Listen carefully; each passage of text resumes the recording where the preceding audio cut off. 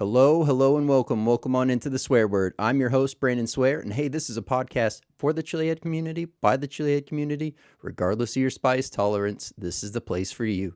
Man, we have an amazing episode here tonight, another hometown episode at that. So we have 3 different products on Hot or Not tonight, all different varieties, so we'll get into that here in a little bit. We have an amazing guest locked and loaded, as well as we have brought back the Pepper Gauntlet. So, Episode 74 starts now.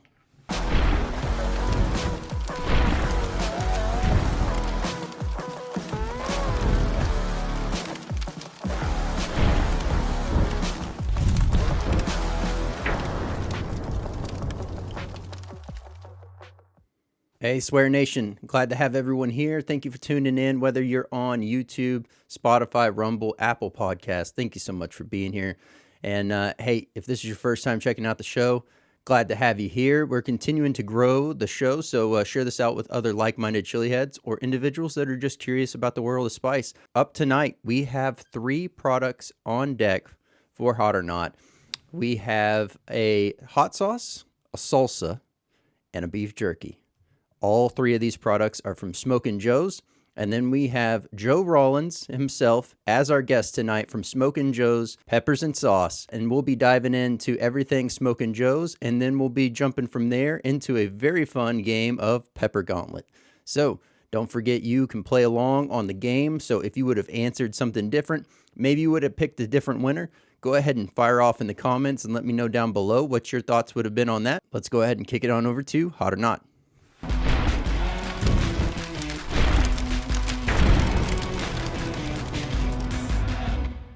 Hey, welcome on into Hot or Not. This episode is going to be all about Smokin' Joe's Pepper and Sauce. We have a wide variety of products from Smokin' Joe's. As you can see here, we have the beef jerky, some salsa, and a hot sauce, all to check out. 2 of these, I will have the card up live, ready to go right now. The beef jerky, I will create its separate card and release that as well. So we will still go through and evaluate and talk through it all, but let's do this. Let's go ahead and let's start with the hot sauce. So up first from Smokin' Joe's, we have Texas Mud. This does have a perforation tab on the side, if for all those that are keeping track, but always enjoy a good chance to break out the knife. Has stupid hot with 3 X's on it, letting you know you're about to get into some nice fun. So this is Kraft small batch smoked verde salsa. This is going to be absolutely amazing. Love the color on this. True to its name, with the Texas Mud, it does have that same type of color. You got that nice dark orange, almost brownish color to it with a little bit of hint of red. Overall, loving it. Like what's going on here. But let's go ahead and jump on in. For all those keeping track, no flow restrictor. Always glad to see that. For the sake of the pour. Nice medium consistency on this sauce. Once it gets going, There's a healthy tablespoon. Oh, wow. Right off the bat. Amazing, just fresh pop of the peppers. You're smelling some onion. Just a very savory and a nice little nose sizzle from that aroma. Loving what's going on here. Let's get into it. Man, want to make sure I got it nice and incorporated around the gums. Wow.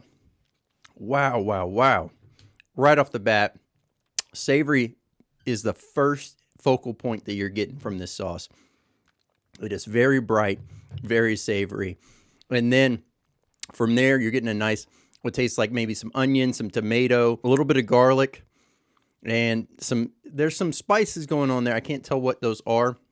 And then you're greeted with that amazing overall body of the peppers, the Superhots that are in this. And how can I tell you that there's Superhots in here? Well, the way it's burning. The initial heat hits the gums, hits the mouth, and it just completely encapsulates the mouth right off the bat. From there, you're getting this great carry through burn that just goes on. And as that burn as it transitions from heat into that burn, you are just greeted with this very deep roaring burn on the back of the throat. Nice smolder roll. All in all, phenomenal stuff. Not feeling anything in the chest or in the stomach yet.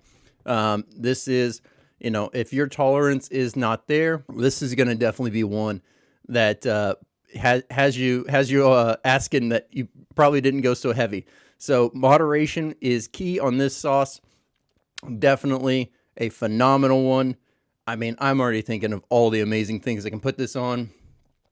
The core go-tos, burger sandwiches, pizzas, tacos, burritos, quesadillas, you name it. Any kind of Mexican dish, this is going to go phenomenal on.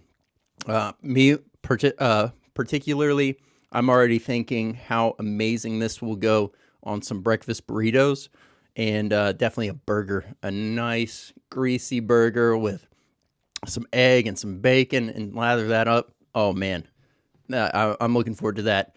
But as I mentioned, not one that is going to be geared towards someone just starting out. So Smokin' Joe does offer other varieties of different varying heat scales. So if you're looking to, check out a hot sauce from Smokin' Joe and maybe you're just starting out, I would recommend checking those out for you. If you are pushing your tolerance, you're working on your own personal best all the time, man, this is going to be a nice high heat sauce for you. All in all, phenomenal stuff. Love what's going on here from Smokin' Joe's. All right, let's read off some ingredients here.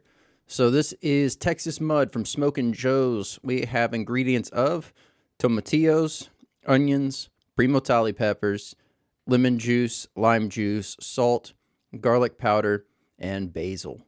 Man, absolutely amazing. I want to say that fresh taste that I was kind of getting at the very beginning, it definitely had to come, if I was to guess, from this lineup.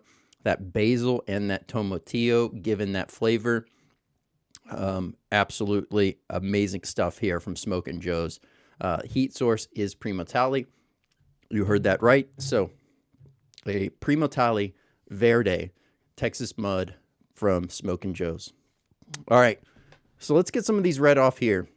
Once again, if this is your first time checking out the show and you're seeing the scorecard and you're kind of confused, and maybe you were confused earlier whenever I was explaining heat and burn. So I do break things down into 5 different categories. Those categories are heat, aroma, flavor, versatility, and burn. And from there, I add them up and average them out, and that gives us our total swear word rating. All right, let's go ahead and read off these scores here. Heat coming in at 4.1, aroma coming in at 3.89, flavor of 4.22, a versatility of a 4, a burn of a 4.35 for a total swear word rating of 4.11. There we go. Absolutely amazing. This sauce, once again, Texas Mud from Smokin' Joe's. This is geared towards those chili heads that really like to push their tolerance. And man, is it a fun and tasty sauce. So let's go ahead and jump on over to the salsa next. All right, so this salsa here, I'll set the beef jerky down. The salsa here is also from Smokin' Joe's. Does say 7-pot on top of it. So we will get into this one. This is a limited run that he does that is only set out for those that are going to, Grapevine to go shopping and meet him out there. So we'll do this. We'll do this one of 2 ways. Got a chip here. I'm going to get a little scoop of this. Let's get a nice healthy scoop. Oh yeah, that looks beautiful. Now I'm going to get a little bit on the spoon as well. All right, so right off the bat, it smells very fresh. You're picking up the onions, maybe some cumin, quite possibly picking up some garlic as well. You're not really detecting from an aroma standpoint too much in the realm of the Superhot. So curious to find out how this one goes. And we'll do one of two ways. I'll have both the chip and I'll have some on the spoon here. Both, more than a tablespoon. But hey, there we go. Cheers. The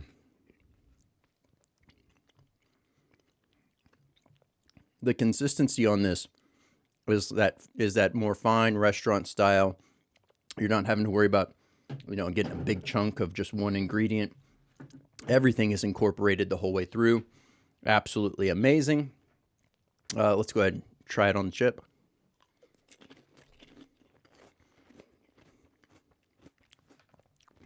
Man, that is phenomenal.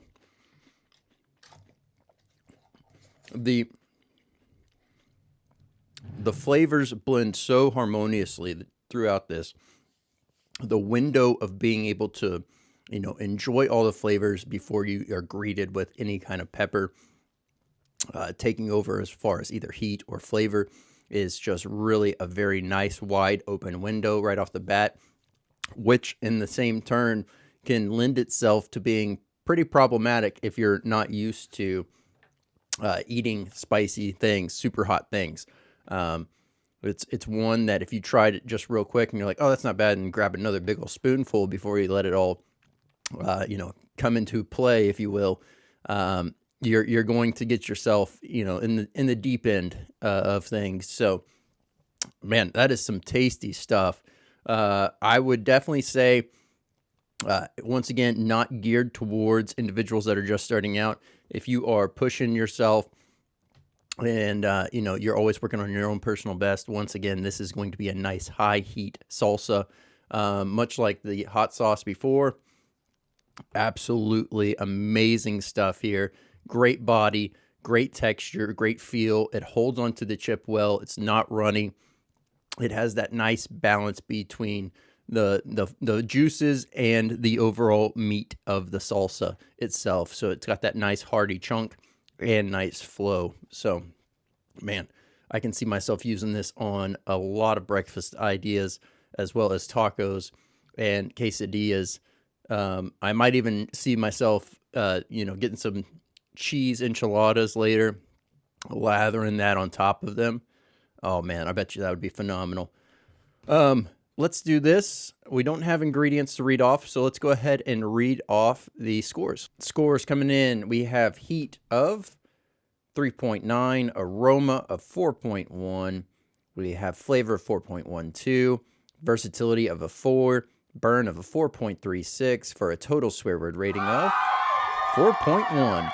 Another amazing product from Smokin' Joe's. Man, both of these once again, not for the faint of heart. If you are, just starting out or you're starting to step up in your tolerance, this is going to be one that you're going to want to save for a later date.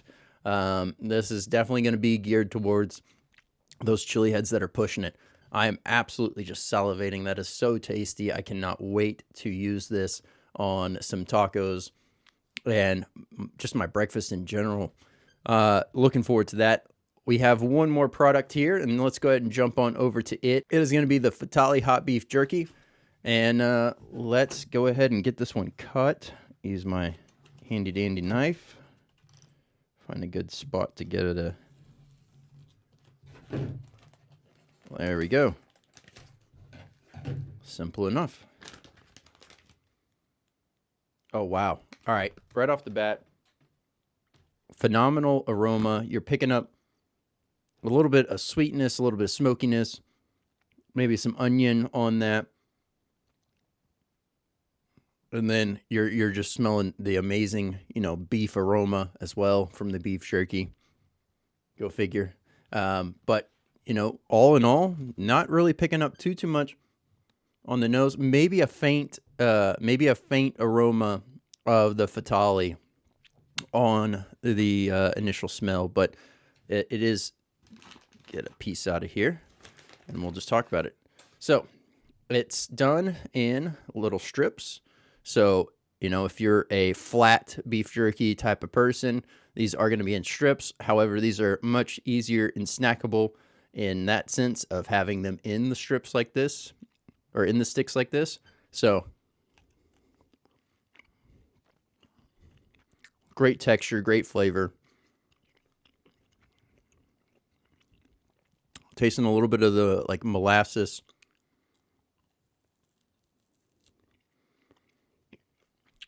It's tender, it's got some hold, but it's also got some pull. I enjoy seeing a nice beef jerky where you're able to really sink your teeth into it with ease and then have that little bit of resistance on that pull away, and this gives you exactly that. Nice smoky notes as well. Just seeing how much flex we got. I mean, it's pretty good. You can see it easily start to pull away as I even just twist it. So it's got a nice tear.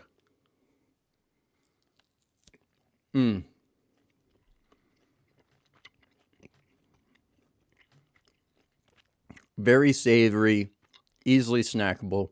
Just the right amount of overall saltiness to it. Really able to pick up that Fatalii on the overall flavor profile, and just a nice reduced version of its heat source through that. So this is a nice medium heat beef jerky, easy to go for individuals that like spicy food and want to try to find something spicier.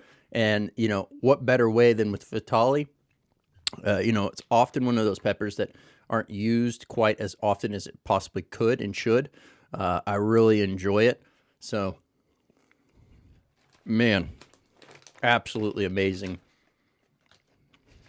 I don't know if I'm going to be able to stop snacking on this. Let's talk about the ingredients real quick. So, we have beef, soy sauce, Worcestershire sauce, liquid smoke.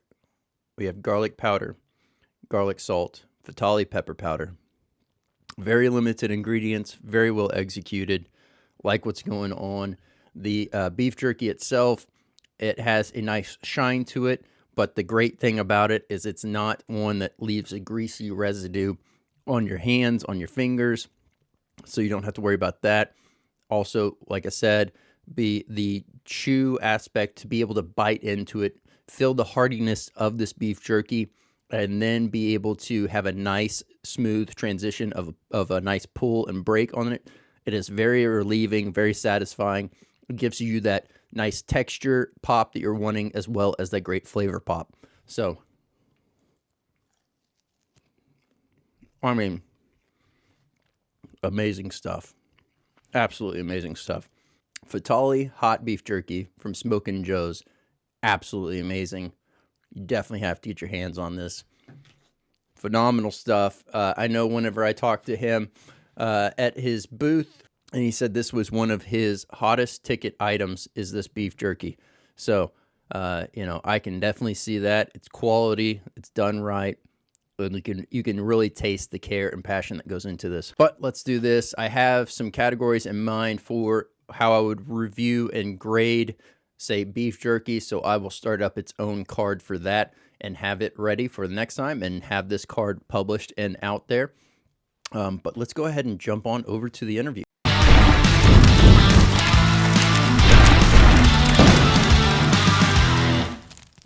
Hey, Joe, how's it going? Man, everything's great. Another day in paradise. So glad to have this happen once again. Very fond of these hometown episodes. It's always, rooting for the home team is a big deal. And to be able to know that you're literally right there, same city, same everything, kind of slinging some sauce and having a good time. It's always great to see that and be able to cheer that on. So looking forward to diving in and learning a lot more about Smokin' Joe's. Well, we appreciate you having us, man. Well, one thing I always like to start out with is really getting an understanding of what got you into the world of spice, and what was that moment where you decided, hey, I'm going to go start creating my own spicy products?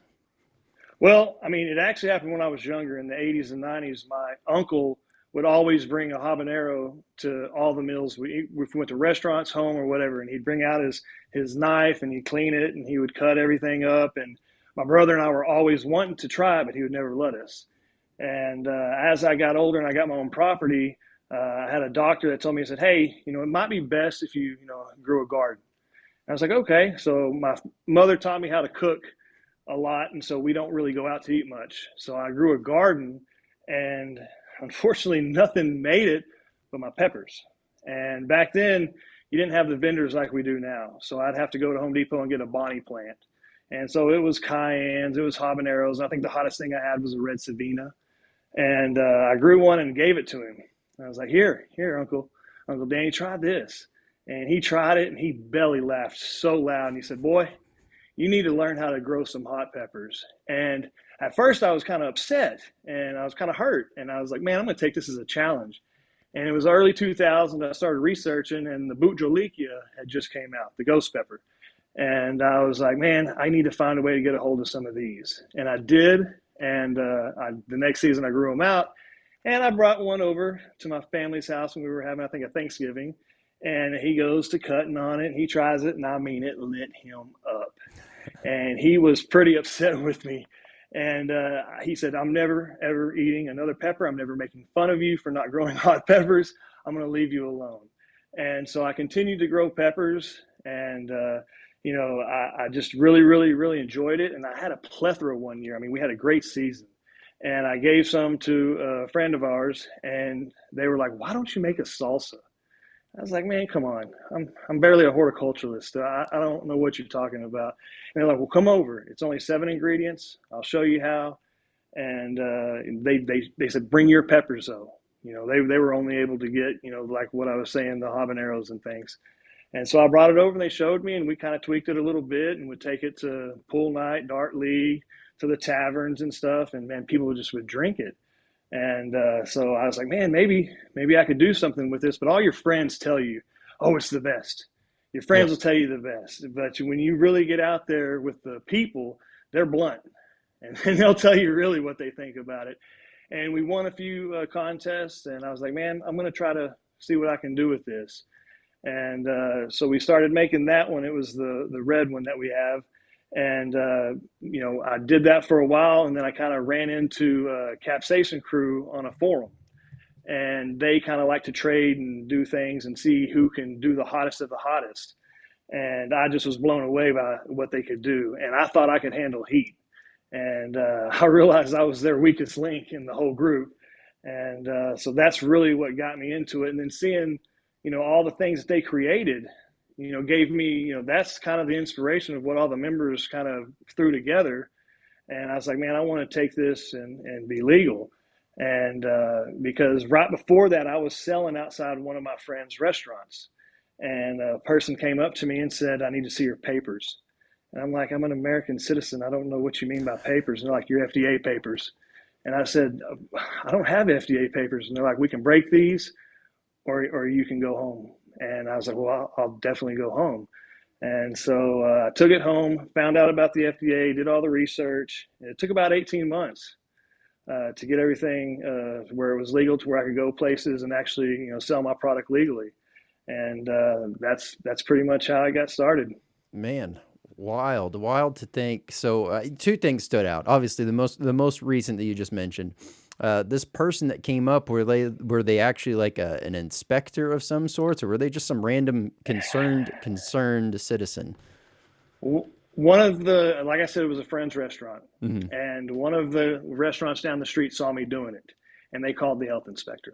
Okay. And so they called the health inspector out on me. And yeah, it was kind of a blow, but I'll be honest with you. This is really one of the hardest jobs I've ever had in my life, by far, tenfold. But everything bad that's ever happened or that I perceive as bad at the time is kicking me in the right direction. And Absolutely. I'm actually appreciative to that person that she didn't make me break them. And that, she put me in the right direction, told me, you need to call the health department. And get legal before you start doing this, because they didn't have cottage law back then. Now Texas does in certain counties. It's hit or miss, but sometimes I'm out at markets and I'm looking over. I'm like, man, they didn't have to go through all that I've gone through, and they're selling it for the same price as me. I get slightly jealous because I had to go through so much more. But it is what it is. Yeah, no, definitely. And to that point, it sounds like you have the right perspective and outlook on this. One thing that I like to, keep as a motto, mantra, whatever you want to call it, is I don't view anything I do as a failure. I view it as a learning opportunity to get better and improve. And I feel like if you just, are able to frame that mindset in that way, I mean, sure, things that may be seemingly a setback are easily just something that you've learned and educated yourself on how to do something either better or more efficiently. So definitely agree with that. The other thing you mentioned too was your around the time that the Ghost came out, the Boot Jalokia, were you involved in any of the online groups or forums, or how did you go about procuring seeds at a time like that? That was really hard because we didn't have all these forums. Facebook, was not even sure. I know I researched it through the internet, Mm-hmm. and I just typed in what's the hottest pepper, and this Boot Jolikia just kept coming up, and I was like, man, oh man, I was like, how do you find seeds? How do you get this? And they weren't easy to get, but some person responded back to me that I got with and was like, yeah, I'll send you some seeds. They sent me about 25, and but since I've been growing, I started out growing peppers before I did any salsas, and I really liked that part. And I isolate my seeds. I don't do where you put the full netting over the plant, but when it's new in the season and before any of the flowers come out, I will put netting across a branch. Mm-hmm. And I will then, once the flower opens and then it pollinizes, I will take it and I'll put, once the pepper starts to show, I'll put a little string around it so that I know that's the one that's isolated. And I really only need like 150 to 200 seeds that are viable each season. And I even have a pepper that's about an F12. I call it a Ritali. It's close to the Primo Tali because it's the same supposed parents. I mean, Mm-hmm. from what I was told, you hear everything in these forums, you don't know what's the truth. But like Chris Saunders said, it was a Fatalii with a 7-pot Primo, and mine was either the opposite. I don't know if that's even possible, but it was. It looked more like a Fatalii, but Mm-hmm. instead of it being yellow, it was red, and it tasted way better. It had that fruitier flavor, Mm-hmm. but it was hot. And each season I was isolating, it just kept getting hotter and hotter and hotter. And I kind of have that one just in my back pocket. I will make one batch run of it a year, but I mainly want it for the powder for myself. Okay. It's something that I just like, for myself. And I don't want to share it because then everybody takes it and goes and does their own thing with it. But Yep. I know that's kind of rude, but I just don't, I kind of love it. It's my little baby Yeah, no, I because mean that it's makes 12 years. yeah, I mean that makes perfect sense. I mean it's a labor of love, and at the end of the day, you're the one growing it. You're the one, you're the one that has the time, the dedication put into it. It's ultimately your call as far as what happens with it. I'm not one of those that it's I do think that to a certain point, like once it's already out there, it's out there. And that's kind of the whole you can't put the genie back in the bottle, right? So you know, playing it how you want to and doing what you want with it and just enjoying yourself. That's the real thing. That's the real passion. I've seen a few of your pictures of your grows. Obviously, you always have great, healthy looking, strong plants. Is this like, what does your grow size consist of? And does the grow that you do yourself supply all the peppers you need for all the products you make? That's a great question because in the first few years of me being FDA approved, I was doing every part of it. I was growing all my own peppers. I was doing every part of it, and I didn't have enough hours in the day. And I have a really good friend, and they are, in my opinion, better than I am at growing. And I've asked them, hey, will you help me with at least half of it? Just in case the Texas weather, because I don't know if you're familiar, but like Tabasco grows in 5 different countries. Mm. And it's just in case something bad happens and you lose, like with the sriracha, you lose your peppers for your sauce. You're kind of, SOL, Yep. and you don't really have any way to do it. So this was a way for me to kind of be like, look, I can take a little bit of the time off of me instead of having to grow, 75 to 100 plants myself. I can have somebody else help me out. And so I do have somebody that does help me out, but then I do also, like, I've already started this year, indoors. I've already started mine and I'm ready to go. They're already sprouting, and I'm looking forward to getting them outside when it's over 55 degrees. Very nice. Yeah, it's always a fun time. One of these things that commonly comes up. Obviously, you said that you were growing peppers before, really kind of getting into the idea of making product. But maybe this is also true for you as well. Whenever you were first starting out, but it always seems to be the case where when people start growing peppers and they're getting that bug of like wanting to grow all the different varieties, the next thing you know, you're looking out and they're 150, 200, whatever, a large number of a grow. And then you actually hone down the list and look at it and you're like, well, while they're also growing 150 plants, they're also growing 150 different varieties. And it's putting a Yeah. lot of faith on that one plant to not only survive, but also be one that is able to crank out quite a few pods. Because, sometimes the genetics just, they fall short and it's a not an immature seed, but ultimately the plant just doesn't thrive like it could or should. So, That's where isolation helps me a lot, because it's basically, to me, it looks to me like a clone. I mhm. don't have any problems, because that's the hardest part. My Achilles heel is the peppers. Everybody wants me. I think I've told you, at Christmas time I get a stack of business cards from people that want me to be in their store, and I'm like, well, I can only manufacture so much because of the peppers that I use, and you can only source so many. You can only grow so many. Mhm. And so, like I say, that's my Achilles heel. And so the isolation process makes it to where, each season, they're not like, well, this tastes different than it did last year. I perceive it, since it's isolated, as it's the same DNA. Mhm. And I haven't seen any difference in the plants. I didn't go to college, for agriculture or anything. So there's a bunch of people out there that are way smarter than I am about it and can correct me if I'm wrong.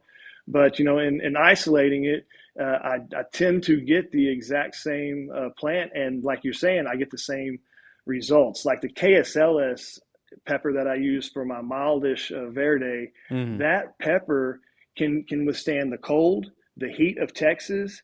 And I mean, I get so many peppers off of just a 20-gallon bucket. One plant just provides so much. The hardest one is my favorite pepper, the Primo Tali. I love that Primo Tali pepper, but like you said, sometimes the production, if it gets over 110 degrees, then man, it shuts down, Yep. and that'll scare you, because you got to still go out there and work 2 to 3 hours a day on all your plants, and you're not getting any results until it cools back down. Absolutely. It's interesting too. I was thinking back as you were talking through the Primo Tali, my own personal time of growing the different Primo Talis. I remember the first year growing the red one and really watching, like, that year I had an amazing yield. However, while it was an amazing yield, all those pods were just dwarf size compared to what a normal, Prima Tali you would find. Uh, Yeah. Beautiful phenos, everything looks great, nice shape, nice long tail, the bumpiness, all the contortion, everything's there, but just like miniature.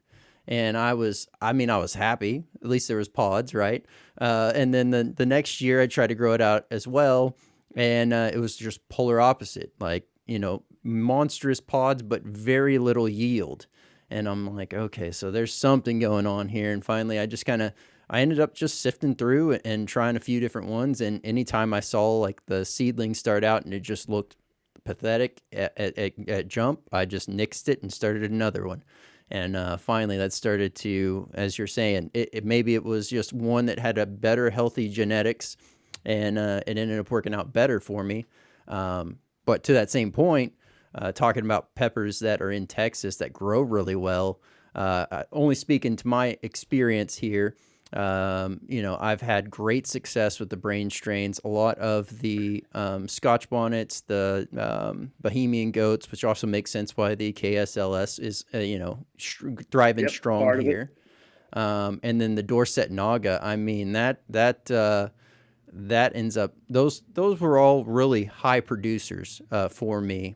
I had a bubble gum cross with the Tabasco that just was putting out crazy amounts of peppers as well.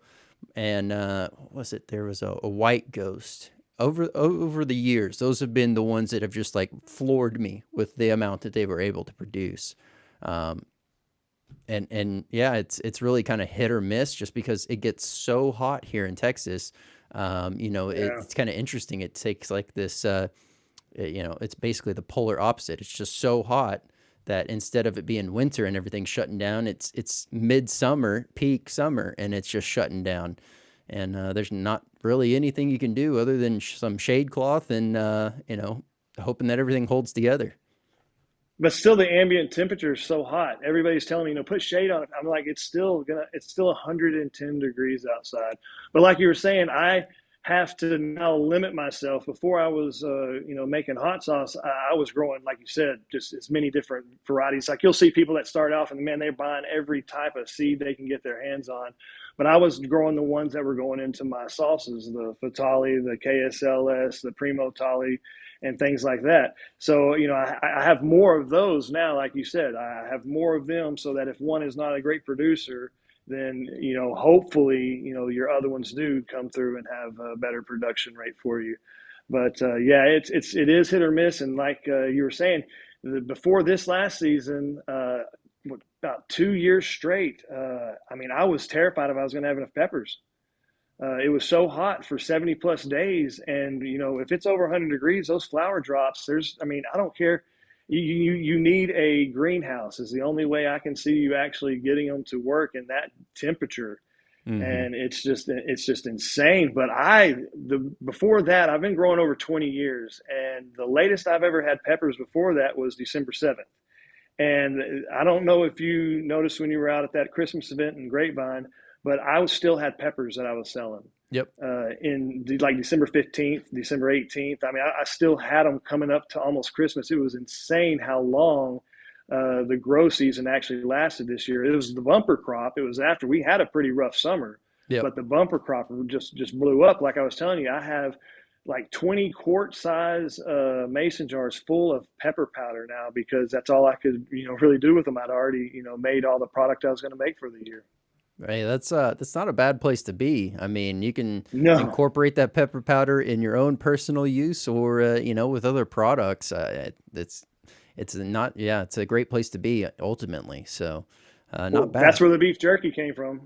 Oh yeah, I that mean, beef I had jerky so is much phenomenal. powder, and they were telling me they were like, have all this powder. I said, I don't know what to do with it. And my buddy was like, man, you did all right in a beef jerky contest. Why don't you make it? But I was worried, if anybody has gone through the FDA process, there's always something with the state or with the federal level.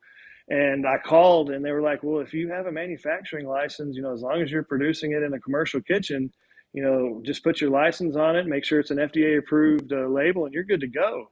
I was like, I don't have to pay anything. I don't have to have it tested. And they're like, no, no, not unless you want to go wholesale. Then you got to get with the USDA. And I was like, no, I just want to sell it, at my booth and everything. And so that's made it fun because I really love that beef jerky. With Oh my yeah. hot honey, it took me 12 tries because I had it tested. You don't have to have it tested, but I had it tested because I wanted the water activity to be right and the pH to be right. I didn't want to have any issues. Hmm. And because I don't know if we have to carry liability insurance, and I don't ever want to have to use anything like that. Yep. And it took me 12 tries with the hot honey. With the beef jerky, I put it in a bath, and I like it to be softer. I don't want it to be I'm kind of the person that didn't like Jolly Ranchers as a kid because I want instant gratification. You just can't crack those, or you're going to lose your teeth. Yep. And so my jerky, I like it because it's more tender. Yep. But I did make some with the Primo Tali powder. It's just there's not many people like you and people like in the capsation crew that can come out and purchase it from you. Most of them wanted a little bit less heat. So what you had was the one that we sell commercially. And but that's what I'm doing with the powder right now. And I think I told you I got me a brand new nice, two of them now, beef jerky machines. And we sold out 3 times with that jerky at Christmas. I thought I made enough for all the way through New Year's. And we sold out 3 times. And thank God it rained twice where I had an extra day off so that I could actually go back to the kitchen and manufacture more of it because people were coming back wanting more and I didn't have any. And Oh that's a yeah. great problem to have. Oh yeah, that is, and that beef jerky is phenomenal. And yes, as you were saying, as I'm sitting there trying it, obviously I get the nice, good, clean bite, and then I was actually showing the tensile strength, if you will, of the overall beef itself, and you just barely give it any kind of twist, and it just starts to want to come apart. It's good stuff, and it also still has just enough of that little pull, if you will, that gives it that texture that you're looking for in a beef jerky, not where it's just completely just like eating cheese, where it's just straight through. Yeah. So you knocked it out of the park with that. Absolutely Got amazing. lucky. Got lucky. Absolutely amazing. Is there a pepper that you like to eat on a regular basis, or and I guess second part to that, is there a pepper that tends to work best for you when you're making products? My first part of your question is which ones do I like to eat? The KSLS and the KSLS strain that I have, I got from actual Kingstar, and I've been isolating it since I got it from him. And I'm telling you, it is hot. It's not some of them I've tried before, and they're I would say they're around 100,000 skulls. This one is really hot, and I love that on my filet mignons and breakfast. And the eggs in the morning and things like that. And it's the craziest thing. I like it so much. I've never put it on anything that it didn't go well with. I've put it on chili dogs. I've put it on baked ziti that I make. I put it on spaghetti. It all tastes great. Whereas other peppers, you kind of have to eat them with certain types of foods. Hmm. And I've just never had any problems with this KS. I mean, I absolutely love the lemon flavor. All my peppers that I try to use in my products are a citrus, either an orange flavor or a lemon flavor. I love the citrus flavor. That's why the Butjolikia, I'm probably going to get beat up on this, but I don't like the flavor of it. To me, it reminds me of if you wanted to go to your car and go to your car battery and get that crusty stuff and eat that. It's more acidic, and I just didn't. For me, it's just Yeah. personal opinion. But then the Fatalii, I've been growing that since I've been able to get my hands on it, and that was what I started my salsas with, was the Fatalii. It's just when it's kind of like the Goldilocks theory. I had so many people like, "Well, I really like your salsa, but it's too hot." So I brought what I used to make for my family in that range, and they were like, "Yeah, well, that's good to most of them, but I wanted it a little bit hotter, so I had to come up with a medium." And then I had one customer who was like, "Can you make one really, really, really hot?" And I said, "Man, if I put that much Fatalii in there, it's going to overwhelm the recipe.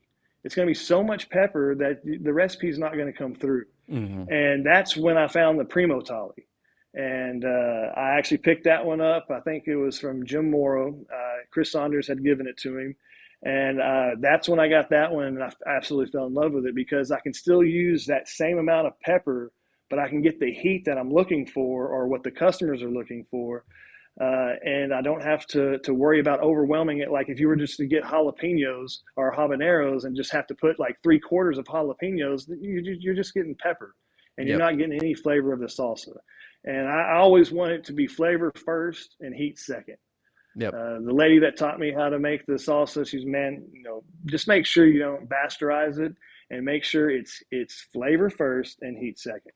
Absolutely. I mean, that's an easy way to go about it too, in the mindset of it's a lot easier to take something that tastes great and then make it spicy than it is to take something spicy and try to make it, taste great. Because then you're just chasing something and you're not ever really fully certain what ingredient it's lacking if all you're tasting is the heat.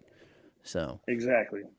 okay. Well, now you have quite a few different products that are going on in your lineup. For those that are watching and listening, obviously they got to see the salsa, the hot sauce, and the beef jerky here. You've touched on the honey. What all products can they expect to find from Smokin' Joe's? You pretty much hit it. We have the Mexico City style red in 4 different heat levels, and we have our Smoky Verde, which I never liked Verdes. we were having so many customers, talking to my brother who helps me a lot, and they were saying, "Man, why don't you talk him into doing a Verde?" And I was researching everything. The only ones I like are like Premonition Hmm. from Oh Troy yeah. Primo, and that's the only ones I really liked. And I was like, I don't want everybody else's is all the same. They use unripe peppers. It's just I don't want to mess with it. I don't want to pay all the fees to get it tested and everything and do all the FDA paperwork. And I talked to my process authority, and they were like, "Look, you can make a batch, and if you make a batch, just put on there that it's not approved by the state or us, and that you can't take payment. You can take a donation, but you can see how it sells before you go through all that work." Hmm. And because I told them I'm so small, I don't have the money just to be throwing away. And so we did that at a Christmas event, and it just went crazy because my brother said, "Look, we have a professional barbecue pit. We have hickory wood. I'll smoke the tomatillos." And I'm like, in June, July, and August, when it's 110 degrees, you're going to get out there on that pit at 400 plus degrees, and you're gonna smoke tomatillos for us. And he's like, "Yeah, I'll do it." And I couldn't believe he would, but he has never stopped. I won't get out there and do it. You're not getting my big rear end out there in the heat like that. Not going to happen. And that smoky flavor in the Verde just totally makes it different. Because I think Troy smokes his peppers. Hmm. And I didn't want to totally rip him off. And when my brother said the tomatillos, I was like, that's the part that I don't really like. They don't have any flavor. Hmm. But after, man, the commercial kitchen smells amazing when you pop that open. When you bring those trays in of smoked tomatillos, it is insane. And now I used to be 100% just my red. I'm 60/40. I mean, it depends on what I'm eating, but I love that Verde. It's citrus forward Hmm. because once again, we don't use vinegar in any of our products. It's all either red crushed tomato or it's tomatillo based. And I mean, so you have to get that pH low enough to get it shelf stable. And I mean, I actually like Verdes now, and I will still dab with my premonition, but I do like I like it when people come up to my booth and like, I don't like Verdes. I'm like, try mine and tell me what you don't like about it because I don't like Verdes either. And then I want four of them. And I was like, I thought you didn't like Verdes, and they're like, no, this is totally different. And so it's fun. Yeah, no, that's awesome to hear. I have heard that quite a bit. It's Verdes and oftentimes actually, now that I think about it, the correlation happens between the same crowd that are typically not for Verdes are also the same crowd that are against cilantro. So there might be some kind of correlation there. Who knows? It would be interesting to dive deep on that, but. Yeah, uh, I guess to touch on the sauce aspect, your inspiration behind everything. Do you, first and foremost, where do you drive your inspiration for your sauces that you've made, and like kind of the overall inspiration going forward? And then, did you have any kind of mentors or anyone that was kind of helping along with the creative process? Well, it just started out with a friend of the family, and they were from Mexico, and that's why it's a Mexico City style sauce. And on all my red bottles, you'll see the Texas flag and you'll see the Mexico City flag, and it's because it's their recipe that it's only 7 ingredients, and it seems like I always try to tell people when they ask me about growing and things like this, I tell them less is more. I mean, seriously, less is more. And she was my inspiration because she gave me something that was already, her family has been doing this for years, and they even had a restaurant. And so I was like, man, I'm so thankful for this. But she's like, man, the difference is your peppers, the exotic peppers, not having to go to Cisco and buy habaneros or jalapenos or whatever. She goes, this tastes totally different. And that inspired me because when you go to events and you win, and you're not a person that's a chef, and you're not I mean, and you win, you're just like, wow, I do have something good here that was given to me. So they definitely were my inspiration. But like with the Verde, that was my brother, and pushing me and saying, let's make something. And his idea of, like I said, smoking the tomatillos, which made it to where I was like, finally, okay, I'll try to branch out. And I mean, so the inspiration is kind of my brother, and I guess it would also be the person that helped us with that recipe, because I'll see them testing it when I'm at live events, and when they go to smell it, and I see them pull back like this, I'm like, just go ahead and give me the ribbon and we're the stickers, and let's go home. There we go. There we go. But it's not like I've always said. It was not my recipe. It was given to me. We had to tweak it to make it shelf stable. So it is slightly different than the original, but it has all the 7 ingredients that I was taught to use. Okay, very nice. I like that. It's definitely great to have friends and family to be able to bring you bring you along and really kind of help push it. I've always thought about it in this way too. So like even with the podcast here, this was always an idea, something sitting in the back of my mind, something that I had envisioned, but never really acted on it. So I always attribute it to like 99% there. I just needed that 1% nudge. And producer Jeff was the one that just, hey, one day he said, you know what? You just got to do it. We're going to, and the next thing you know, I go over to his house and he says, sit down here in front of this camera and just test something out for me. I have this other client that's coming in and doing some, I want to just see if this, and next thing you know, he fires up the screen and I'm looking at it. I'm like, oh, I like this. I think I could actually go about it in this way. And it sounds like it was a lot of the same thing. You know, she saw your love, your passion, the fact that you're growing and having all the access to these peppers, and then comes in there and gives you that nudge that you need to get going in the right direction. And 5 years right now? Yeah, we're FDA approved for 5 years, but I've been making salsa for over 18 now. Okay. But like I said, I didn't know. I was taking it just like I said to the taverns, to dart league and pool league and bowling, and it started out just friends and family, and then it just kept growing and kept growing, and that's where I was going to go with like you were saying, that little 1%. Mm-hmm. My father, he was the one. He was like, he's owned his own business since 1967. And he was like, man, you need to go in business for yourself. I'm like, oh yeah, that won't be stressful. And he's like, no, man, I'll do everything I can to do to try to help you out. And in this industry, one of the best friends you can have is a printer, Mm-hmm. and a professional printer. And so labels are not cheap. Yep. And I get them at cost. I get my feather flags at cost. He loves to do woodworking. So I don't know if you've seen my display at my area. He built all those wooden things, the honeycomb display that holds the honey. He builds all that for me, and I'm not having to even pay for it. He's just like, here, I want you to succeed. I want you to do well. So, like you said, I mean, I was given that salsa, and he saw how many people liked it, and he was the one that really did push me over that finish line, because I had another job. Yep. I didn't think, but I was telling him, like, man, I'm working till 3 a.m. making this all at my house. And but I had so many people that were wanting it through family connections, and then the people, like I said, when I go to the taverns and to leagues. So I mean, it was getting pretty. It was a lot of mason jars that I was having to crank out. So it was fun. Yeah. But No, I do appreciate my family, because they back me 100%.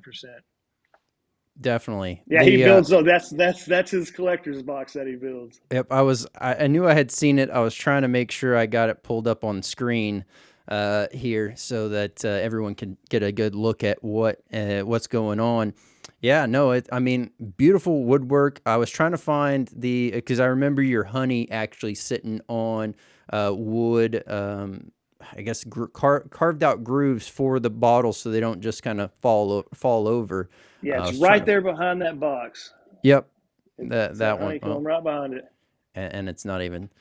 I didn't think about my mouse actually not showing on the screen for everyone as I'm trying to like highlight it. But no worries. Okay, yeah, no, I mean, beautiful work, and yes, it's great to be able to have friends that have strong suits in certain areas and be able to pull together and collaborate. Obviously, I've always had the same mantra and same idea as well, that if I can do best for myself and help out those that are around me, and let that radiate out and continue to, if obviously not worrying about just what's going on right here, right now, but building outwards, you're ending up impacting your overall community. And when your community's thriving and coming together and everyone's elevating, it's just an overall better place. And hey, we're very, we're very driven as a society to want to help each other and want to make a better impact. So definitely cool to hear and see how that has played out in your business. That's for sure. Looks like we have time for maybe one more question here, and then we'll jump on over to the game. Now, as far as you, this one comes up a lot, so I'm going to go ahead and ask it. I'm just going to throw away the one that I have, and we'll save that one for the next episode when you come back. This one always comes up, which is, have you ever eaten something that has just completely rocked your world, and what was it? Like rocked my world, like hurt. Yeah. The Primo Tali. Was it your first time trying one whenever that happened? Yep. When I got it, like I said, I bought it from Jim Morrow, and it says on there hotter than the Reaper. I was like, okay, we'll see. And you from growing, you have to start early in the year. You have to do the soil, the nutrients, and so you're wasting a lot of money if it doesn't come out well. Yep. And my brother was helping me water our plants, and I said, hey man, finally we got a ripen, because I don't know if you know, they take forever. They're like the ghosts; they take forever to ripen. Yep. And I got a ripe one off, and I just bit the bottom half of it, and I started chewing it up. And to be honest with you, the first 15 seconds of the one that I had, it just tasted like an orange. And I was getting on my phone to be like, man, this is not hot at all. And before I could get the digits in, it hit. And I ran in the house like Wile E. the Coyote, and my brother drops in and thought something was wrong with me. And I'm under the sink, and I'm just spraying my head with water. And I'm like, I've never experienced, because I've had Reaper before, and it didn't hurt my stomach. It hurt, but it didn't do what this was doing to me. And honest to God, I hate to admit this, I ended up in the shower in the fetal position for about 30 minutes. They gave me the worst capsaicin cramps, and I didn't even get to the placenta. I just had the bottom half of it. And that's when I knew. I was like, okay, all those customers, because when they come to my booth, it's either, what's the hottest thing you got, or, what got you started.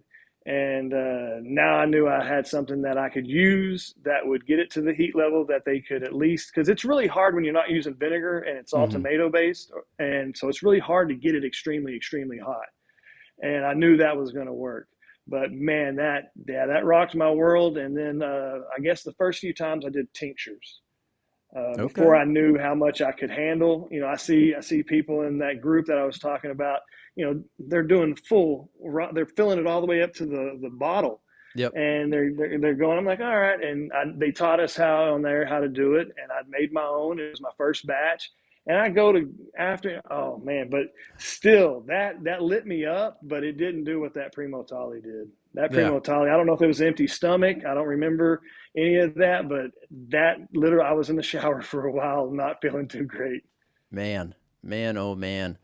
Yeah, I definitely recall one of my first few interactions with the Primo Tali. And, my family on my wife's side does a lot of crawfish boils. And so normally I'll pack some peppers in my pocket and grab some sauce and go to town on it in that way. And the very first year that I was growing the Primo Talis, I was like, I'll pick a few off the plant.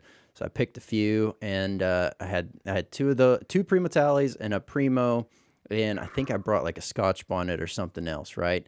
And I'm just cracking shells, eating tails, going to town. And I was like, I'll just throw back a Primo Tali. I threw in one, drop the stem on the ground, keep going, peeling, cracking. And all of a sudden I was like, all right, I'll just do the second one.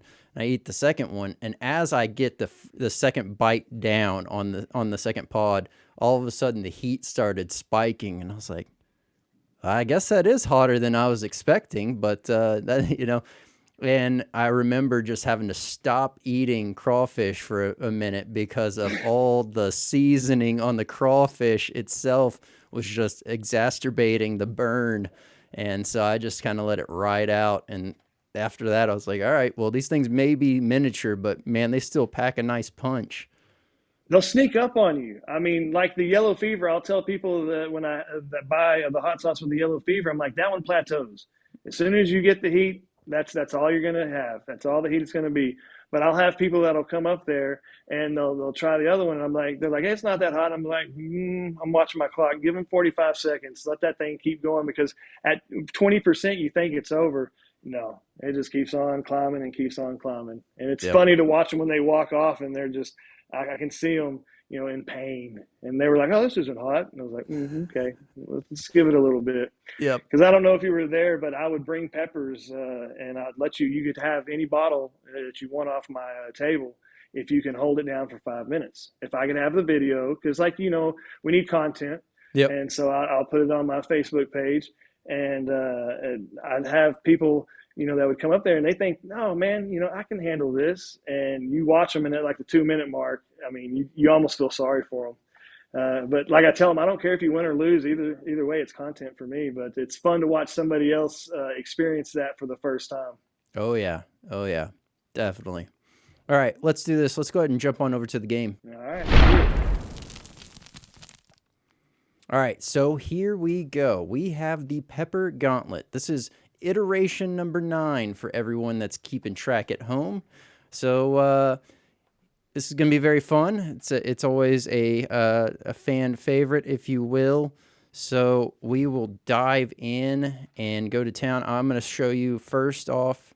Here's the bracket. Here's my plug that I always say. Just because you select something as not moving forward and not winning this game does not mean that you absolutely hate this pepper and would never work with it ever again. Oh, okay. There's just a winner, and that's that, and it's just who wins right here, right now, in the moment. So let's go ahead and get this zoomed on in, and I will show off the very first pepper. As you can see there, we have the Fatalii versus the Moruga Scorpion. Man, like I said, I'm a Fatalii guy. I mean, I love the Fatalii. There we go. That's kind of what I thought. May have slated that one as a little bit of a rigged situation, but got to get some easy wins in there because there's going to be some hard selections here in a second. You always have first seeds. Yep. All right, there we go. We have the char pizza, or the tapine, and then we have the Serrano.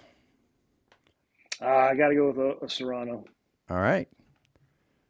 I like it.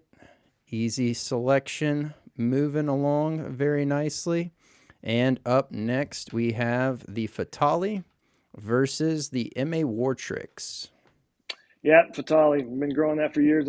That's what I love the powder of that one too. I mean, I grow it mainly just for the powder. I mean, that's just an amazing pepper. I love the history of it too. If anybody wants to look it up, look up the history of that pepper. It's definitely a tasty one, and I still think it's very underutilized across the whole entire spectrum of products that are out. So definitely agree. All right. Up next, we have Scotch bonnets versus the Manzano pepper. I'm old school Scotch bonnet. All right. There we go. There we go. We'll start up atop. Here's another potential throwaway. We have the KSLS versus the habanero. Oh man, my uncle got me onto those habaneros, but yeah, like I said, I eat the KSLS more than any other pepper I grow, so it's going to be the KSLS. All right. But that was a tough one. All right. Here we go. Up next, we have this is just to represent a bubble gum, any kind of bubble gum variety, and then the ghost pepper.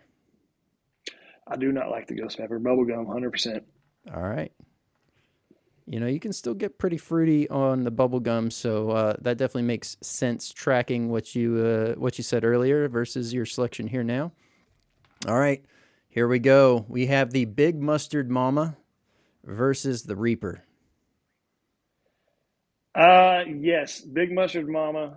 That's another 100%er. I was so impressed with that pepper when I got it. One of the guy that I tell you that helps me grow, he was like, "Hey, you need to try these," and he goes, "It'll help with your Verdes if you're trying to keep them the green that you want." I mean, you've said you've had that Texas mud, yep. and I didn't want to do it. My brother was the one that's saying, "Hey, let's do this." And I was like, "Who wants a verde sauce that's not green?" And he's like, "They want it hot. If it tastes good, they won't care." And man, once again, I got to give it to him. He was right. And yeah, that Big Mustard Mama is what we use in our hot verde, and I love that one. I put that on my eggs too if I don't have the KSLS peppers. All right. I like it. I love the Big Mustard Mama as well. I think that was a great selection. We have the poblano versus the Tabasco pepper. Man, this is going to be a tough one. I'm going to have to go with Tabasco. All right. I didn't know if maybe the culinary aspect of the poblano, being able to stuff them and have all the fun things that you could potentially do, would override it, but definitely makes sense. All right. Well, I was thinking salsas. I wasn't. Yeah, I was. We do. My brother and I, like I said, my family taught us how to cook. My grandmother and mother, and that's we like stuffed peppers. Oh yeah, no, they're definitely solid. Well, now we are down to the last 8. So here we go. Next round, we have the Fatalii versus the Serrano. Primo. There we go. Let me get this over here. Ba-boom. All right. Fatalii versus Scotch Bonnet. The Fatalii. Oh, move that one. And boom. All right. Next, we have, we'll start up top, the KSLS versus the Bubblegum. KSLS. Sounds like this thing's going to turn into a little bit of a bloodbath in the final 4. Yeah, I'm worried about this final 4. Big Mustard Mama or Tabasco? Big Mustard Mama. I mean, that's brilliant. If people don't know that one, you got to try it. That's a great pepper. Absolutely. I know it's newer, and some of the newer ones, like you said, you don't know what you're going to get when you grow them because they're not stable yet. Mm-hmm. But if you can get a stable Big Mustard Mama, man, they're delicious. Let me see. I had the wrong X over here. All right. Now, here we go. We have the Fatalii versus the Fatalii. This one's going to surprise you, but it's the Fatalii. All right. I mean, that, like I said, research that. It's from Africa, how old it is. I mean, it shouldn't be Chinese capsaicin or capsaicin Chinese. It should be African. I mean, that's from Africa. Well, I think that's a solid choice. It's definitely a good medium range pepper to hit the masses and still keep everyone there. Now we have the Big Mustard Mama versus the KSLS. Wow, that is a tough one. I'm going to go KSLS. KSLS. All right. The Battle of the Yellows. The great flavors. Now, let's here we go. I'm going to, for intensive purposes, we're going to just make these way bigger. All right. So, KSLS versus the Fatalii. What is going to win it all? Fatalii. Fatalii it is. All right, let me shrink this one back down and out of the way. Been growing that for years, never had a problem with it. It's what I first put into my hot sauces. So yeah, that's definitely my baby. All right. And like you said, I know it's not the hottest. If I had a second place besides the KSLS, it would be the Fatalii. But it didn't make it there. Okay. I like it.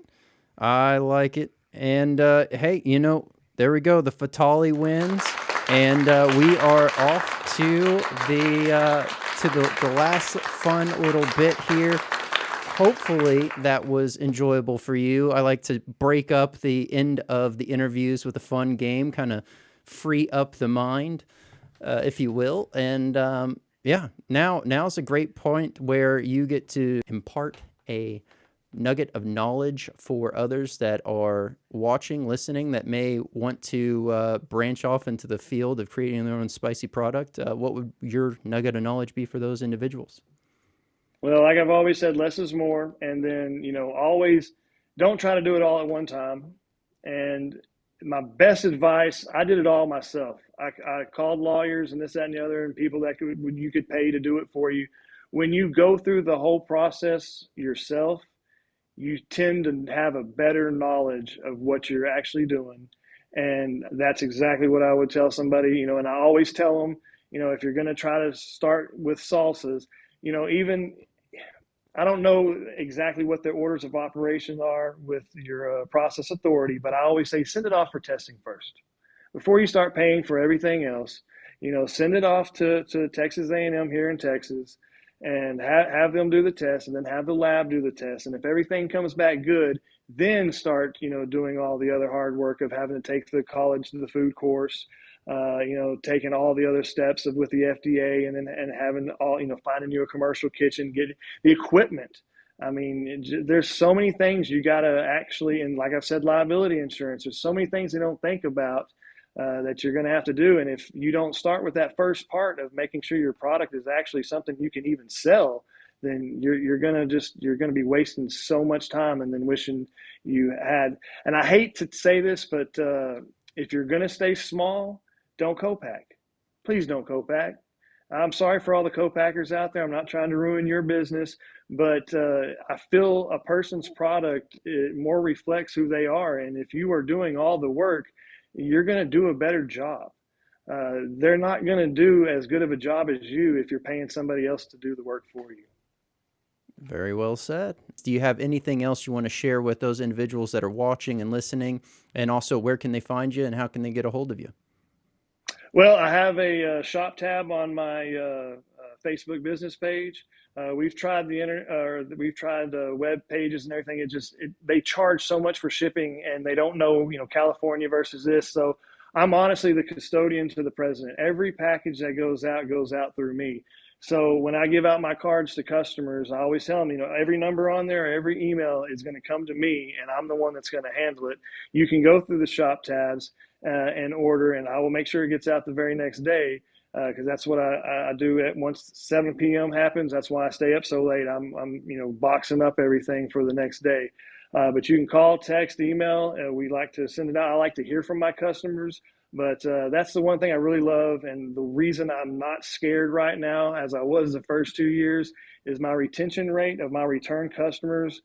I don't deserve it, but I'm so thankful because I have so many people that I don't even, when I go out to Grapevine, I've told you the same thing with Benbrook. I'll have a line before I'm even setting up my canopy because they know I can only bring so much products with me, and they're already there waiting for me. And you can't thank those people enough as a small business owner that they're supporting you so hardcore. And I mean, and if they are watching this, thank you so much. I cannot express how much I appreciate everything y'all have done for me. Absolutely. Very well said. And thank you so much, Joe, for coming on. It has been an absolute pleasure. The time has flown by. There's still so much more we can dive into, and I would love to have you back. All right. Sounds great. Look forward to it. All right.